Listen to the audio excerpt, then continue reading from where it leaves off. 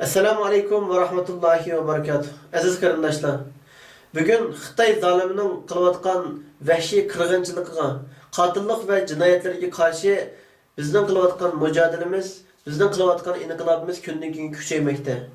Va Sharqiy Turkiston xalqiga orqa-orqadan yangi xush xabarlar kelmoqda.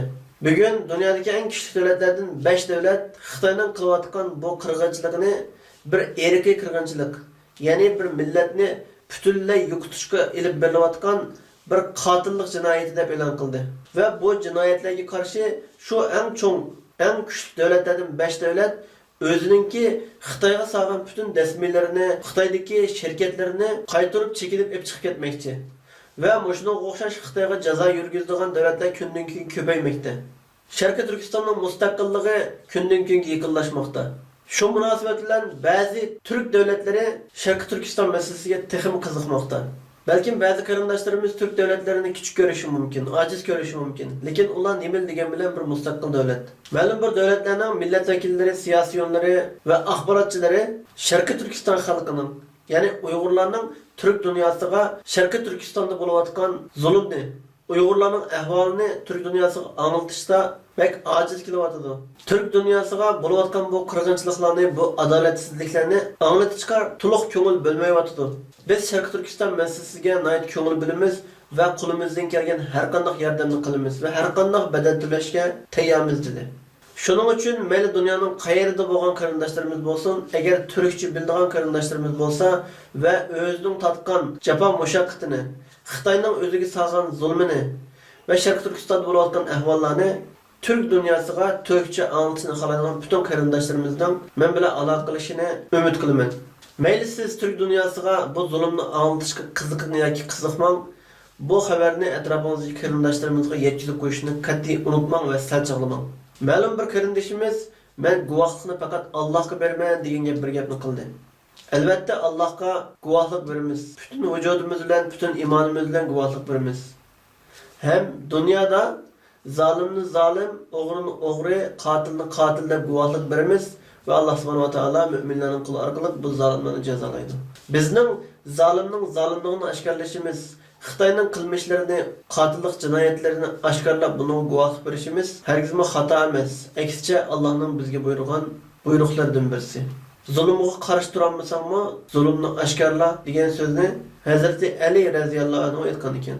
Agar bugun biz Xitoyning bu qilayotgan qilmishlariga, qotilliklarga qo'limiz bilan qarshi turishga ojiz kelgan bo'lsak, og'zimiz bilan qarshi turaylik, qo'l bilan qarshi tura oladigan haqiqiy yaxshi kishilar o'tirg'i chiqishi mumkin.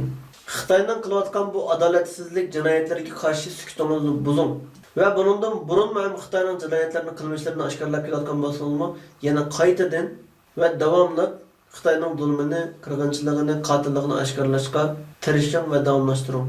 Bütün qarindoshlarımızdan mayli bundan burun guvohlik bergan bo'lsin, bermagan bo'lsin, mayli turishib bergan bo'lsin, inglizcha bergan bo'lsin.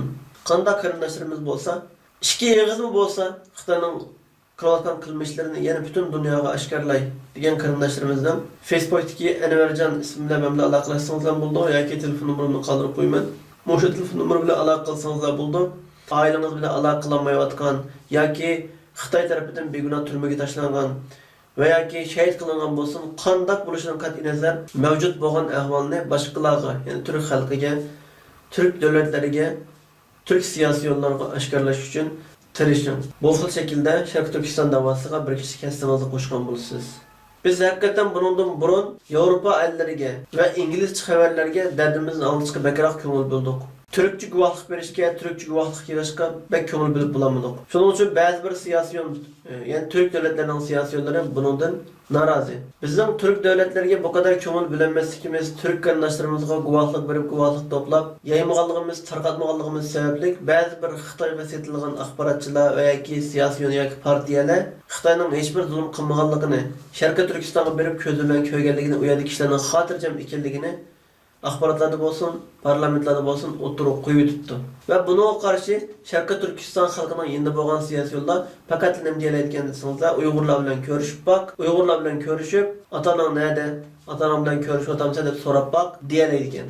Agar biz buni aniqlashtirib, o'tirg'i dalil isbotni qo'yib, Sharqiy Turkiston xalqidan bo'lgan yuzlarcha, eng bo'lmaganda o'nlarcha qarindoshlarimizning 5 minutlikdan 3 minutlikçe, 3 minutdan 5 minutlikçe bo'lgan qisqagina tatqan azoblarini, külfetlerini arxivlashtirib, yig'ib parlamentga topshirsak, axborotchilar orqali buni Türk dunyosiga tarqatsak, Xitoyning istixborotiga ishlayotgan axborotchilar, siyosiy yo'llarning og'zini yumishgan nihoyat foydali bo'ldi.